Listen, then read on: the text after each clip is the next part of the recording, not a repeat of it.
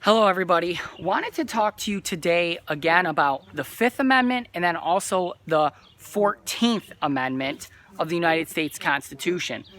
And it's a phrase that many of you have probably heard before, due process of law.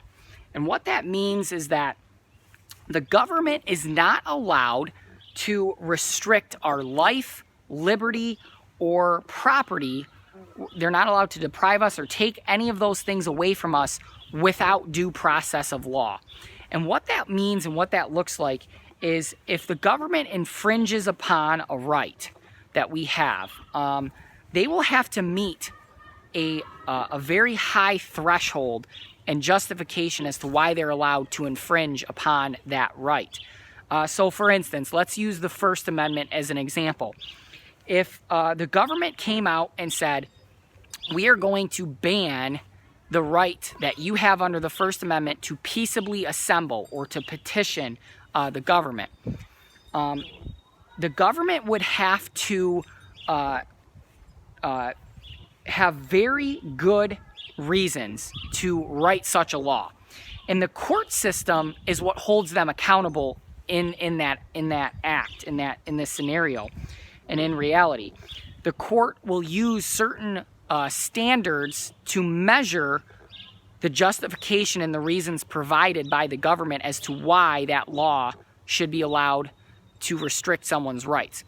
If the court determines that the law is invalid because the government does not have adequate justification in restricting people's rights, the court will strike that law as unconstitutional and hold it invalid and unenforceable.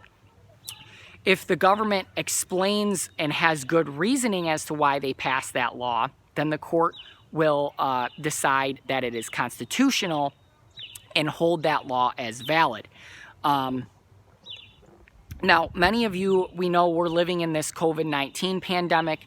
Many of you are seeing the protests in the news going on. Some of you maybe disagree with the protesters and what they're doing.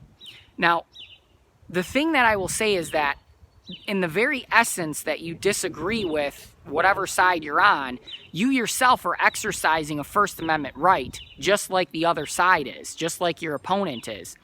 So I encourage everyone to think about it's okay to disagree with other people in the context of the First Amendment and the right to petition and the right to peaceably assemble and voice our concerns.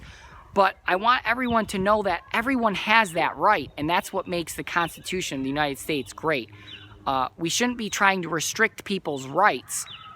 Feel free to voice whatever opinion that you have, but don't try to restrict people's rights, because the founders' point in giving us clauses like the Due Process Clause and under the 5th and 14th Amendment is to prevent the abuse of power.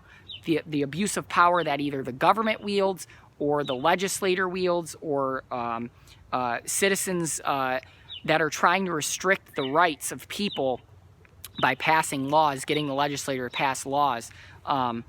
So the Constitution is there to protect everyone, regardless of your stance on COVID-19 or any other topic. And that's the beauty of the Constitution. If you guys haven't seen the other videos that Radsman Law has posted on previous Fridays on the Fourth Amendment, the consent to search, ID, presenting an ID to an officer, asking for your attorney under the Sixth Amendment, please go back and watch those videos as well.